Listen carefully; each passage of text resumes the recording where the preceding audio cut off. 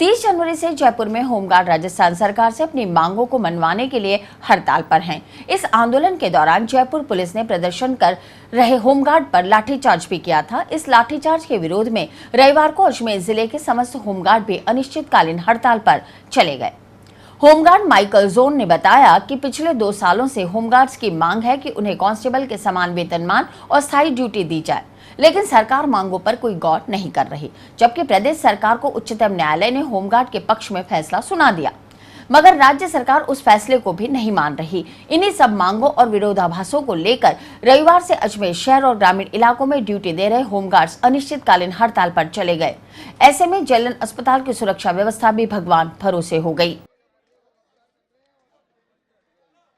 30 जनवरी से हमारा पूरा का पूरा होमगार्ड्स के कई जवान बिल्कुल गांधी तरीके से आंदोलन में बैठे हुए हैं, जिसके तहत काफ़ी बर्बरतापूर्ण 2 तारीख को उनके ऊपर लाठीचार्ज किया गया है। और उसी विषय के अंदर जयपुर के अंदर, ठीक है, जयपुर के अंदर बहुत बुरी तरह से उनको पीटा गया है, मारा गया है और महिला जवानों को घसीटा और पीटा गया है बहुत बुरी तरह से। और ये बहुत ही अमानवीय करते हैं सरकार के द्वारा, ठीक है। तो अब यहाँ से करीबन राजस्थान के आधे से ज़्यादा जिलों ने पूरी तरह से ड्यूटी का बहिष्कार कर दिया है। और उसी क्रम में जुड़ते हुए अजमेर जिला, शहर और ग्रामीण, यहाँ से सभी पूरी तरह से तमाम भाई सारे के सारे ड्यूटी का बहिष्कार कर रहे हैं। अलवरगेट थाना अंतर्गत श्रीनगर रोड स्थित पिछले दिनों हुए रामकेश मीणा हत्याकांड में घायल हुए मुख्य गवाह अनिल महावर ने पुलिस प्रशासन से सुरक्षा की मांग की है।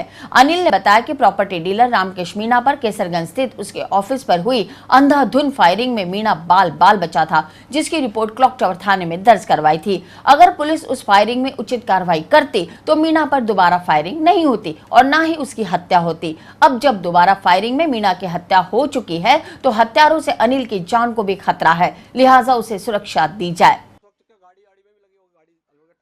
रामकेश के ऊपर 14 जनवरी को जब पहली बार हमला हुआ, उसके बाद प्रशासन की तरफ से उसको कोई भी सुविधा मुहैया नहीं कराई गई, जिसकी वजह से शायद ये दोबारा हुआ और उस चूक की वजह से ये हत्याकांड हुआ है।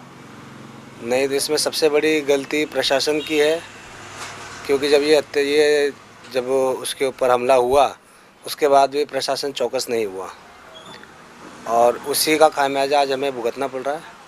और ये जो घटना घटी उस समय मैं रामकेश के साथ मौजूद था और मैं इसमें चश्मदीद गवाह हूँ। और जिस तरह से हत्याकांड हुआ, मुझे भी जान का खतरा है। तो मैं प्रशासन से कहना चाहूँगा कि कृपया मेरी सुरक्षा की व्यवस्था की जाए, नहीं तो जो उसके साथ हुआ हो सकता है वो मेरे साथ भी घटे।